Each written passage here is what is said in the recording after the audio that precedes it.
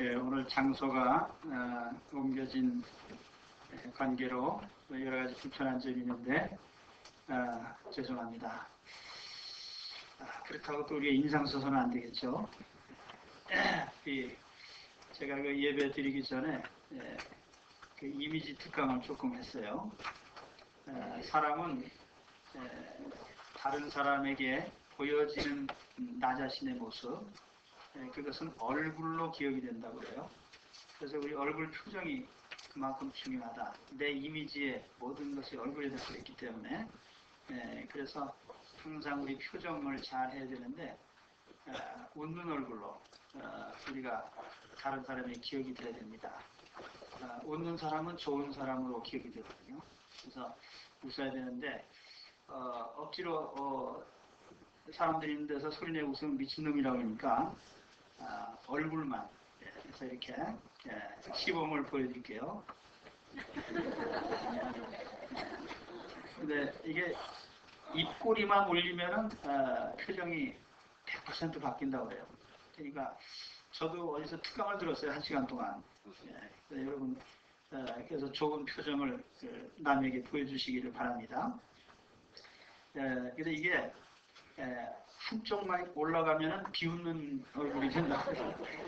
양쪽이 다 이렇게 올라가야 되고 또 연세가 드시면은 가만히 있어도 이게 처져요.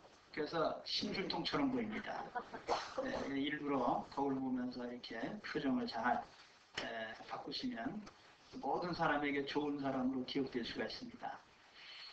이상은 이제 본문과 상관없는 말씀이었습니다. 오늘 말씀은 고넬료에게 임하신 성령, 사도행전 2장에 보면 오순절 성령 강림이 있는데 그때는 유대인 신자들이 모인 자리에 성령이 임하셨습니다. 그러나 오늘 본문에 보면은 고넬료 가족, 순수한 이방인들 속에 성령이 오셨어요. 그래서 이것을 이방인의 오순절 사건이라고 합니다. 예수님을 믿는 사람들 속에 성령님이 오시는 것은 하나님이 주시는 가장 큰 축복이고 최대의 축복이고 최상의 특권입니다. 성령님이 우리 속에 계신다는 사실, 이것이 우리에게는 인간으로서 받을 수 있는 최고의 선물이라는 얘기입니다. 오늘 우리는 그런 선물을 받았어요. 왜 성령이 우리 가운데 오시는 것이 그렇게 큰 선물이고 큰 축복일까? 물론 성령이 임하시면 우리가 능력을 받는다고 했습니다. 귀신을 쫓아내고 혹은 죄를 이기고 혹은 악한 세상을 대항하는 능력이 생기고 기적을 행하고, 그렇기 때문에 성령을 받으면 능력을 받기 때문에 우리가 성령이 참 특별한 축복인 것이죠. 그러나 그보다 더 중요하고 더 근본적인 이유가 있습니다. 그건 뭐냐면은 우리가 성령을 받음으로써 하나님의 성품을 닮은 자가 된다.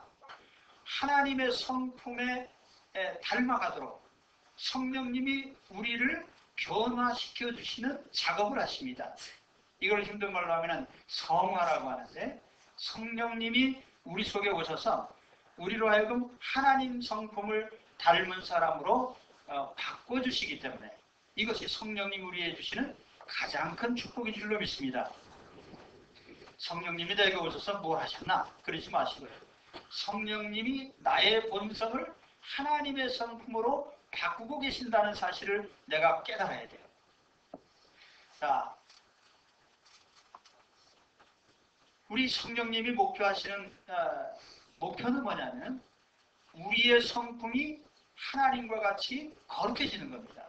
내가 거룩하니 너희도 거룩해라. 하나님의 목표는 우리를 거룩한 영혼으로 만드는 것입니다. 이 거룩이 왜 중요하냐? 이 거룩을 다른 말로 하면 성결 혹은 깨끗함이라고도 또 표현할 수가 있습니다. 성결하고 깨끗한 것이 왜 중요하냐? 그것이 우리가 생존하는 비결이기 때문에 그래요. 우리를 깨끗이 않으면 생존할 수가 없습니다. 계시록에 보면 하나님 나라에는 깨끗이 아니한 자는 하나님의 나라에 출입도 할 수 없고 통행도 할 수가 없어요. 하나님의 나라는 거룩한 자만이 하나님과 함께하는 삶을 살 수가 있습니다. 그래서 성령님이 오셔서 우리 속에 깨끗해지도록 만드시는 거죠. 우리가 이 세상도 보면은 존재 원리가 이 깨끗함이 있습니다. 이 자연 환경도 그래요. 문명이 발전할수록 지구는 오염됩니다. 신물질이 하나 나오면 그만큼 환경에 대한 위험은 몇백 배 증가합니다. 낙동강에 약간의 피놀이 흘러들어감으로 말미암아 영남 사람들이 얼마 동안 수돗물을 먹지 못했어요. 태안 앞바다에 유조선의 구멍이 조금 뚫어지는 바람에 그 일대 모든 환경이 다 망했습니다. 지금도 아시아의 열대우림이 파괴되고 아마존의 숲이 사라짐으로써 지구의 허파가 망가지고 있습니다. 그래서 지구의 산소가 부족해져요. 물론 물속에 산소가 많이 있지만 우리가 숨쉬는 산소는 점점 고갈이 되는 것입니다. 앞으로 인류가 당할 가장 큰 문제 중에 하나가 식수 문제입니다. 물이 부족하기도 하지만 물마다 다 오염이 됐어요. 그래서 요즘에 상품의 마케팅의 가장 큰 전략이 뭐냐면 클린 전략입니다. 그 상품 이름 앞에 클린이라는 말이 많이 붙어 있고 그린, 청정 뭐 이런 말이 많이 붙어 있어요. 그건 뭐냐면 깨끗해야만 살 수 있다는 겁니다. 인간의 건강도 그래요. 우리가 기름진 음식을 먹고 배불리 먹고 그러면 잘 살 것 같지만은요, 오염된 음식을 먹으면 우리의 혈관이 오염되고 내장이 오염되고, 그 요즘 병원에 가면은 혈관 청소, 무슨 장 청소 그런 게 있어요. 나는 집만 청소하는 줄 알았더니 몸도 청소를 해야 돼. 우리가 화학약품 많이 먹으면 어떻게 됩니까? 몸이 이상이 와가지고 암이 발생하고 알지 못하는 병으로 죽어가고 그렇게 되는 것입니다. 그래서 세상 사람들은 어떻게 하면 깨끗해지나, 깨끗한 걸 먹고 깨끗하게 오래 살까, 그게 그 사람들 관심사예요. 최근 어떤 뉴스에 보니까 종말론자들이 충청북도 단양으로 이사를 간다고 그래요. 그러니까 왜 그런가 그랬더니 이 사람들은 종교적인 종말론자가 아니고 과학적인 종말론자들이라고 해요. 메시아를 기다리는 사람이 아니고 세상 끝날이 다가온다는 겁니다. 인류의 대재앙이 다가오고 있다. 그 예를 들면 환경이 오염이 되고 또 지구온난화 때문에 기상이변이 일어나고 대재앙이 다가올 수 있다. 또 아니면은 뭐 행성이나 유성 같은 것이 지구에 충돌해가지고 지구가 갑자기 환경이 나빠질 수도 있다. 또 아니면 핵전쟁이 일어나가지고 하루아침에 지구 환경이 파괴될 수도 있다. 그럴 때 어디로 가느냐? 단양으로 와라. 충청북도 단양군. 이 사람들은 구원받는 게 목적이 아니고 끝까지 살아남는 게 목표예요. 서바이벌이 이 사람들의 목표입니다. 그래서 이 사람들이 연구하는 게 뭐냐면은 오염된 물을 어떻게 걸러먹느냐, 야생초 가운데 어떤 풀을 먹으면 되고 어떤 풀을 먹으면 안 되느냐, 이런 걸 연구하고 있습니다. 살아남으려고요. 여러분 가운데도 오래 살아남고 싶으셔서 혹시 관심 있으시면 단양으로 가시면 됩니다. 그러나 성경의 종말론을 보면은 환경 파괴로 종말이 오지는 않습니다. 오히려 인간의 죄악성이 파멸을 가져옵니다. 핵전쟁보다 더 지구를 오염시키는 것은 인간의 죄악입니다. 화학물질이나 유전자 변형보다 더 무서운 것이 인간의 타락입니다. 수질오염이나 토양오염이나 대기오염이나 기후변화보다 더 큰 재앙은 인간성의 상실입니다.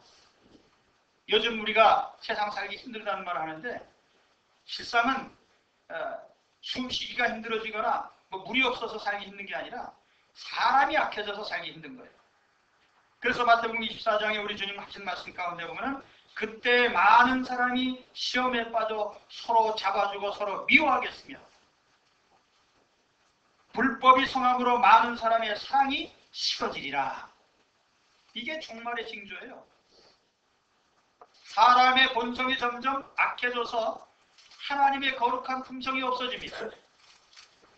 그래서 인간의 파멸이 지구의 파멸이 되는 거예요.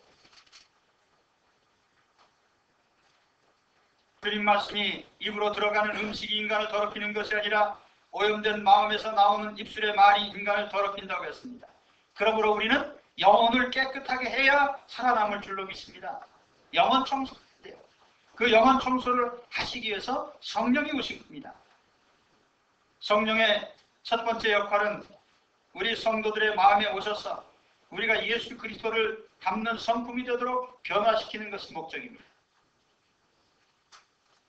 우리가 예수님을 믿을 때 두 가지 조치가 일어납니다. 첫 단계, 1단계의 조치는 우리가 예수 그리스도를 통해서 하나님의 자녀로 인정이 됩니다.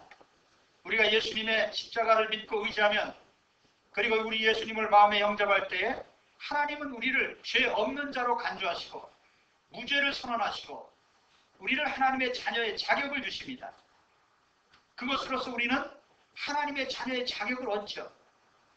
그러나 하나님의 자격을 얻었다고 해서 실제적으로 자녀다운 본성이 우리 안에 새롭게 만들어지는 건 아니에요. 우리 본성은 자녀의 자격을 얻은 이후로부터 점점 하나님의 성품을 닮은 자로 변화돼 가야 됩니다.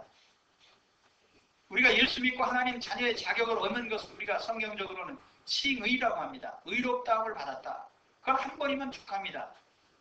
그건 법률적인 거예요. 여러분 자식을 낳아서 호적에 올리면 법적으로는 자식이 되는 겁니다. 그러나 그 집안의 자식이 되기 위해서는 부모님을 닮은 훈련을 계속해 가야만 부모 닮은 자식이 되는 거죠. 바로 이와 같은 일을 하시기 위해서 성령이 오셨습니다. 너희가 하나님의 성전인 것과 하나님의 성령이 너희 안에 거하시는 것을 알지 못하느냐.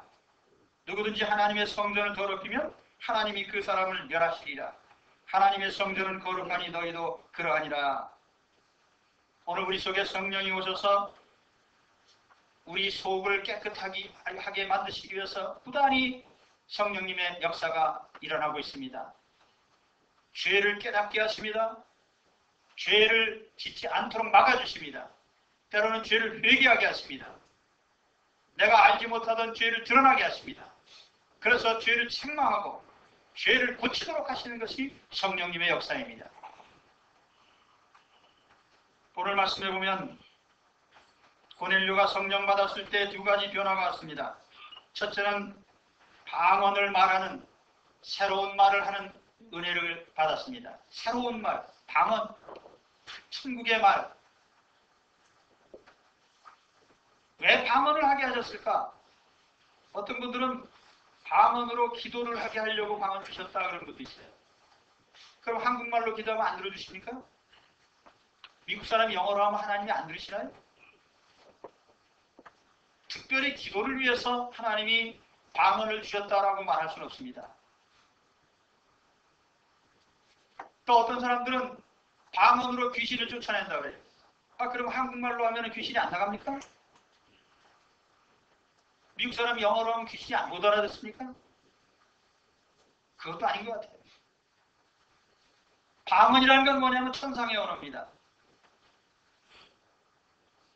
이 지상의 인간의 언어가 너무나 타락하고 인간의 언어가 사용되는 용도가 나빠요. 바벨탑 사건처럼 부음이 하나니까 나쁜 짓만 공모하고 말을 잘못된 데 사용을 하고 죄를 작당하는 데 써먹고, 그러니까 하나님께서 말을 흩어지게 하셨습니다. 그래서 창세기 11장의 바벨탑 사건 때 인간의 언어를 혼잡케 하신 하나님께서 이제 성령을 주셔서 그리스도 안에서 하늘의 말을 하게 하실 것입니다. 신령한 말을 하는 사람이 되라. 내년도에 제가 온 성도들에게 선물을 하나씩 드리려고 지금 준비하고 있습니다. 해물을 드리려고요. 팔찌를 하나씩 드리려고 합니다. 예, 700개를 주문했어요. 사고 싶은 사람 많이 사시기 바랍니다. 재료는 실리콘. 예. 거기다 제가 글자를 새겨달라고 했어요. 예, 노예라고 새겨주십시오. 그 노예라고 새긴 거 성도들한테 나눠드리면 차고 다니겠어요? 누가 이 보면 노예 그렇게 서는데 제가 영어로 써달라고 그랬어요. 슬레이브. 약간 고상하게. 그리고 그 옆에다 또 작은 글씨로 컴플레인이라는 말도 써달라고 그랬어요. 불평, 원망. 그래서 보름 동안만 원망 불평 안 하면 팔찌를 벗도록 제가 그렇게 정했습니다. 14일 동안 원망 불평 안 하다가 15일째 원망 불평하면 다시 15일 연장입니다. 그래서 제일 먼저 팔찌 떼는 사람에게 상장과 상품을 수여하려고 해요. 네. 제가 그 미국의 어느 TV 프로그램을 보다가 미국에서 어떤 목사님이 실천하는 걸 보고 제가 그대로 지금 흉내를 내는 겁니다. 왜 그런 생각을 하게 됐을까요? 그분이 사람들 생활하는 걸 가만히 보니까 이 하나님을 믿는다는 사람들이 언어 생활이 거룩하지 못해요. 말을 제대로 하면 그 사람은 거룩한 사람이다. 야고보서도 그랬잖아요. 말을 제대로 하는 사람은 그건 온전한 사람이다. 그래서 우리가 우리의 말이 하나님의 자녀답게 변해야 됩니다. 그럼 하나님 자녀다운 말이 뭐예요? 오늘 우리 장로님께서 큰 깨달음 가운데 축복의 말을 해야 된다. 저도 오래전부터 그런 생각을 했어요. 그래서 제가 내년도에도 우리 그 교회 표를 미리 말씀드릴 수는 없지만 아무튼 우리가 축복하는 말을 해야 돼요. 격려하고 칭찬하고 긍정적인 여러분 인터넷 뉴스에 거기 리플단 사람들 보십시오. 그 중에 한 절반 정도는 전부 나쁜 소리만 해요. 아무리 좋은 일 해도 나쁜 악평을 하고 이 악플러라고 하는데 이 악플러들은요 상당히 마음이 삐뚤어진 사람들입니다. 그러니까 세상에 무슨 좋은 일을 해도 삐딱하게 봅니다. 그렇게 모든 걸 삐딱하게 보다 보면은요 눈도 삐뚤어지고 사람도 삐뚤어져서 항상 모르고 가고 기회가 됩니다.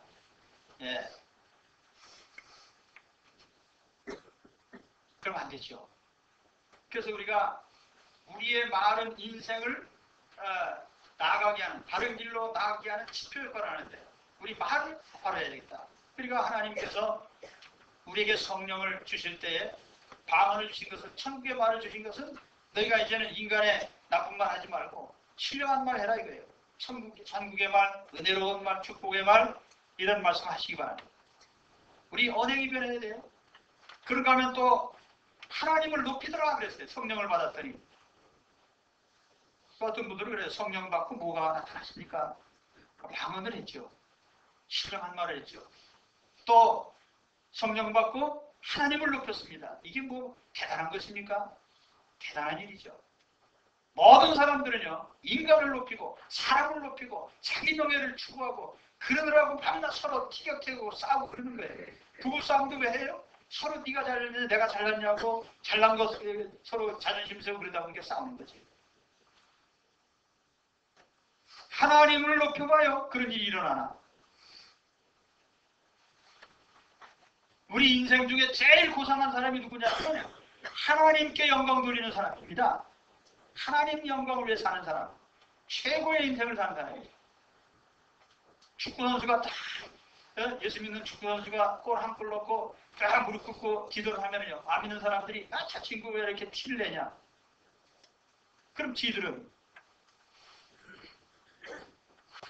올림픽에서 금메달 따고 인터뷰하는 거 보면은 이 영광을 뭐 나를 아는 모든 사람들과 뭐 누구는 누구 뭐 하면서 그렇게 얘기를 할 줄 알면서 창조주 하나님께 영광 돌리고 얼마나 더 큰 영광이 그게 더 고상하지.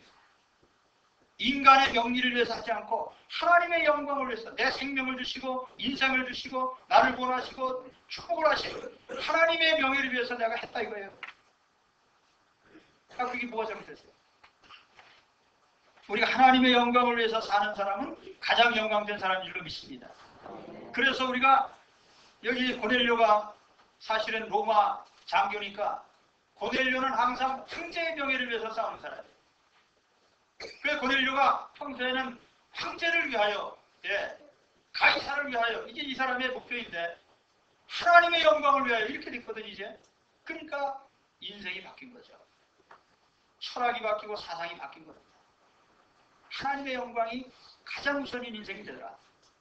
이것이 성령 받은 결과입니다.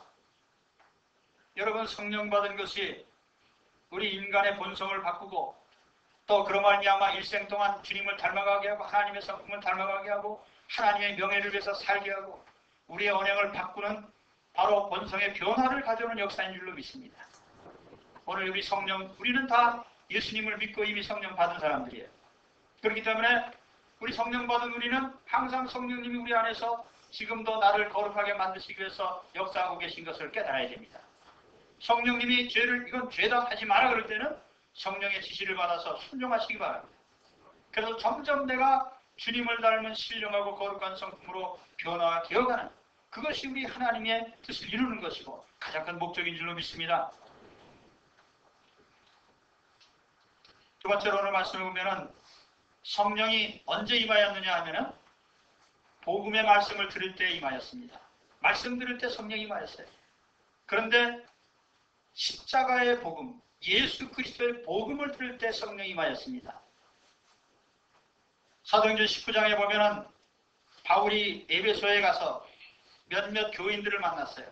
그런데 이 교인들은 세례를 받았다고 하는데 예수님은 모르는 사람이에요. 그래서 네가 무슨 세례 받았냐 그랬더니 우리는 요한의 세례를 받았습니다. 그 요한의 세례라는 게 뭐냐면 세례 요한이 회개하라 그러면서 외칠 때에 하나님의 진노를 무서워하고 하나님의 심판이 무서워서 내 죄를 회개해야지. 언젠가 우리 중고등부에서 저기 마석 어딘가 캠프를 갔는데 갑자기 천둥 번개가 치고 구름 캄캄해가지고 텐트에서 꼼짝도 못하고 거기 계신 분들이 다 회개를 했어요. 주여 잠깐만 참아주옵소서. 제가 회개하겠나이다. 그래서 이 세례 요한이 하나님 앞에 심판받을 너희들이여 너희 죄를 회개하지 않으면 너희는 다 하나님께 심판받아서 망한다 그러니까 깜짝 놀래갖고 회개하고 세례받은 사람들이 누구냐면 세례 요한의 세례를 받은 사람들. 요한의 세례, 회개의 세례. 그래서 사도 바울이 이 사람들을 붙잡아다 놓고 다시 얘기를 했습니다. 너희가 회개한다고 해서 죄가 없어지는 게 아니라 예수님께서 너희 죄를 대신해서 십자가에서 죽으신 사실을 믿어야 된다. 그래서 예수님을 얘기해 줬더니 이 사람들이 예수님을 믿고 영접했어요. 그래서 바울이 그들에게 세례를 줬더니 성령님이 그들에게 임하시더라. 복음을 들을 때 성령이 임한 줄로 믿습니다. 그래서 오늘 말씀해 보면 여기 사도행전 10장을 어떤 주석가는요. 이게 목회 신방의 중요한 모습이다. 그렇게 얘기를 했습니다. 목회 신방. 요즘에는 신방을 자주 안 합니다만 전에는 이 신방이 굉장히 중요했어요. 그래서 저희도 신학교에서 배울 때 우리의 목회의 가장 중요한 부분이 뭐냐? 예배 드리는 것과 신방하는 것이다. 그런데 요즘에는 신방을 왜 안 하냐면은 사람들이 바쁘다 보니까 신방 받을 시간이 없어요. 낮에 가면 집에 별로 없고 또 요즘은 문화가 좀 달라져서 외국 사람이 내 집에 찾아오면은요 부담스러워합니다. 그래서 신방 이렇게 우리 목사님들이 우리 부목사님들도 같이 신방을 하고 하는데 신방 가도 될까요? 그러면은 네 오십시오 그러는 사람도 있고 다음에 오십시오 하는 사람도 있고 근데 사실 옛날 같으면 신방 가도 될까요? 그러면 될까요가 뭡니까? 어서 오십시오. 꼭 오셔야 됩니다. 그러고 기다렸거든요. 오늘 말씀에 보면은 고넬료가 신방을 얼마나 충실히 잘 받았는지를 보여주고 있습니다. 그는 신방 받을 준비를 잘했어요. 그래서 온 가족이 한데 모여서 베드로 사도가 집에 찾아오는 것을 기다렸습니다. 신방 준비를 잘한 거죠. 그리고 또 한 가지 그는 다른 데 신경 쓰지 않고 말씀 듣는 데 초점을 맞췄습니다. 베드로 사도가 우리 집에 오시면 우리는 그분을 통해서 전해주시는 하나님의 말씀을 들어야 된다. 그래서 말씀 듣는 일에 초점을 맞춘 겁니다. 베드로 사도가 우리 집에 오시면은 뭘로 대접할까? 예? 우리 일미집으로 가야 되나? 예? 아니면 일식집으로 가야 되나? 뭐 그러면서 식사 대접하는데 신경 쓴 게 아니고 그분을 통해서 하나님 우리에게 무슨 말씀을 하시느냐? 이걸 듣는데 초점을 맞췄다는 얘기입니다. 그래서 말씀을 듣다 보니까 말씀 듣는 중에 성령이 오셨어요. 신방의 가장 큰 선물이 뭐냐? 첫째는 말씀을 받는 것이고 둘째는 말씀을 통해서 성령을 받는 것입니다. 우리 하나님의 음성을 듣는 일이 얼마나 중요해요. 주의 종을 통해서. 요즘에는 현대 목회는요. 신방보다는 상담을 잘해라. 그래서 요즘에는 신학교에서도 상담을 굉장히 열심히 가르칩니다. 카운슬링. 우리는 상담을 배운 적이 없어요. 그러나 상담을 아주 잘합니다. 왜냐면 뭐 인생 사는 게 다 상담이지 뭐예요. 성경의 원리가 다 상담이고 하나님은 카운셀러시고 주의 종이 무식해도요. 주의 종을 통해서 하나님의 말씀의 카운셀링이 이루어지는 줄 믿으면 그러면 가장 은혜로운 길을 찾을 거 믿습니다. 그런데 요즘에는 주의 종을 찾지 않고 전문가를 찾아요. 카운셀링 경력 몇 년이십니까? 예. 그래서 아무튼 오늘 말씀을 보면은 고넬료 가정이 주의 종을 초청해서 말씀을 듣고 성령을 받은 이것이 신방의 모델이다. 그럼 오늘날에도 이런 일이 동일하게 이루어지겠죠. 하나님의 은혜의 방법이 바뀌었습니까? 여러분, 저는 아무리 바빠도요, 초청하면 갑니다. 그러니까 축복의 말씀을 가지고 제가 갈 수 있는 기회를 많이 주시기를 바랍니다. 마지막 장면은 세례를 받는 장면. 고넬료 가족이 세례를 받았는데 얼핏 보면 그래요. 성령 받았는데 세례를 무슨 또 따로 받을 필요가 있나? 대개는 말씀 듣고 세례 받고 성령 받는 게 순서인데 이 고넬료 가족은 세례를 받기 전에 말씀 들으면서 성령이 임하였어요. 그래서 베드로 사도가 이제는 성령 받았으니까 세례는 생략이다. 그러지 않고 아니 성령을 받았는데 세례를 줘야지. 그리고서 온 가족을 다 세례를 베풀었습니다. 세례는 하나님께 반드시 받아야 될 하나님의 의무입니다. 왜 세례가 중요하냐면 세례는 하나님 자녀의 표시이기 때문에 그래요.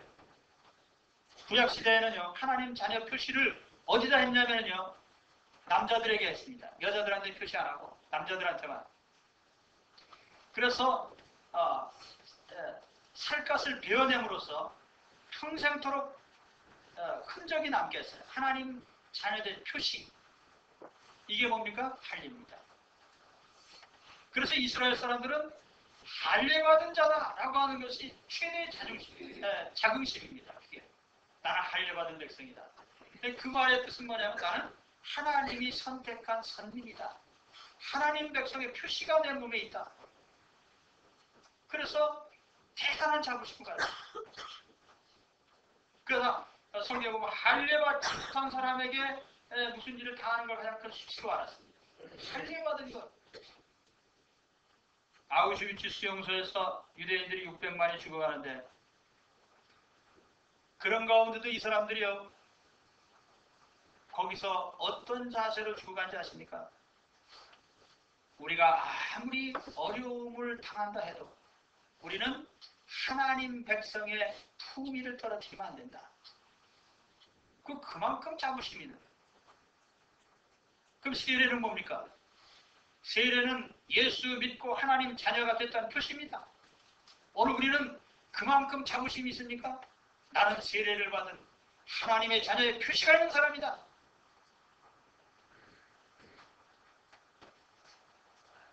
오늘 세례 받으신 여러분, 내가 바로 그런 하나님의 백성된 가장 영광스러운 표시를 가진 줄로 믿습니다. 그리고 긍지를 가지시기 바랍니다. 나는 세례교인이다.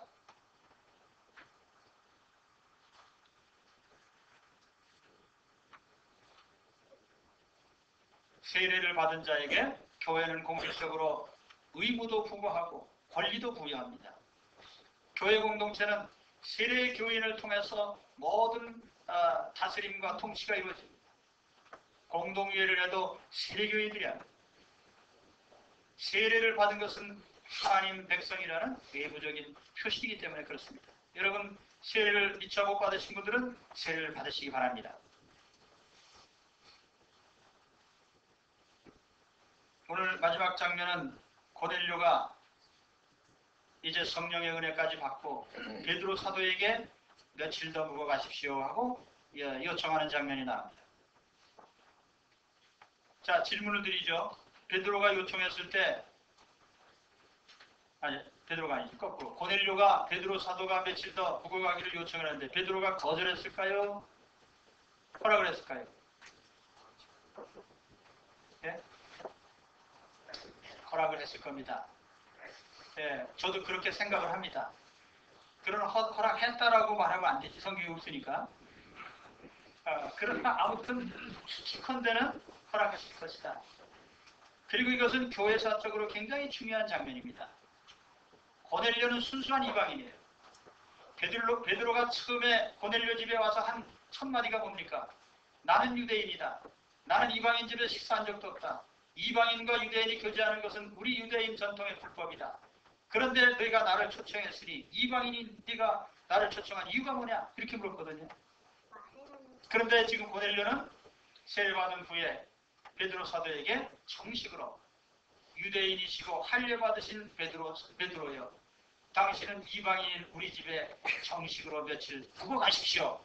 묵어 가면은 식사도 같이 해야 되고 잠도 같이 자야 되고 같이 생활을 해야 돼요. 이거 뭡니까? 유대인과 이방인이 허물어지는 겁니다. 여러분, 여기 말씀해 보시면은 45절입니까? 45절 말씀을 보면은 베드로와 같이 간 사람이 다 유대인이에요. 유대인이면서 예수 믿는 신자인데 이 사람들은 할례를 받은 사람들입니다. 그래서 이 할례받은 신자들이 이방인이 성령 받는 걸 보면서 까무러치게 놀랐습니다. 예, 성경에는 까무러치게 놀랐다는 말은 없죠. 그러나 그만큼 대단히 놀란 거예요. 왜냐하면 아니, 선민 유대인에게 하나님이 성령을 주신 게 아니고 할례도 안 받은 선민의 표식도 없는 이방인에게 하나님이 성령을 주시다니. 이건 뭡니까? 이제는 구약의 할례가 무의미해졌다는 거예요. 그리고 오히려 이제는 예수님의 이름으로 세례받는 것이 진짜 유효한 하나님의 표식이라는 얘기입니다. 그래서 이제는 고넬료도 이방인으로서 세례받고 하나님의 백성이 됐고, 이제는 유대인인 베드로도 할례를 무시하고 이제는 세례를 통해서 하나님의 백성이 된 겁니다. 이방인이나 유대인이나 예수님을 통해서 하나가 되고 예수님의 세례를 통해서 한 가족이 되고 공동체가 되었습니다. 바로 이것이 오늘 여기에 10장의 중요한 의미입니다. 이방인과 유대인이 세례로 하나가 되더라. 오늘 여러분, 우리가 과거에 어떤 지경에 있었든지 오늘 여기 계실 때 여러분들은 예수 그리스도 안에서 한 가족이 된 분들입니다. 예수님의 세례를 통해서 한 하나님의 백성이 된 사람들임을 믿습니다. 그래서 우리는 세상에 혈통도 있고 혈육도 있고 친척 친지 많은 사람도 있지만 그 사람들은 혹간 천국에까지 같이 가지 못할 사람들도 있어요. 그러나 우리 성도들은 하나님의 나라까지 같이 갈, 영원히 함께할 가족들임을 아시기 바랍니다. 그래서 우리가 예수 그리스도 안에 하나 됐기 때문에 이제 베드로 사도가 요청받은 것처럼 며칠 묵어 가는 게 이유가 아니에요. 이제는 항상 함께하는 공동체가 되었습니다. 오늘 여러분, 우리는 예수 믿고 놀라운 축복을 받았습니다. 고넬료는 첫째로 성령의 축복을 받았습니다. 성령이 임하셔서 이제는 그의 본성이 하나님의 성품으로 바뀌어가는 놀라운 역사가 일어났습니다. 오늘 우리 속에도 그런 은혜가 임한 줄로 믿습니다. 또 한 가지, 고넬료는 복음의 말씀을 듣는 가운데 성령을 받았습니다. 오늘도 끊임없이 우리가 주의 종을 초청하고 하나님의 말씀을 듣는 가운데 성령님의 은혜를 지속적으로 받으시기를 축원합니다. 마지막으로 우리는 세례를 통해서 이제는 세상의 모든 유대인이나 이방인의 어떠한 장애도 없이 세례 하나를 통해서 예수 믿고 세례받은 것으로 한 가족과 공동체가 된 것을 우리는 믿습니다. 그래서 공동체의 한 가족으로서 서로 사랑하고 은혜로 함께하는 여러분들이 되시기를 축원합니다. 기도하겠습니다.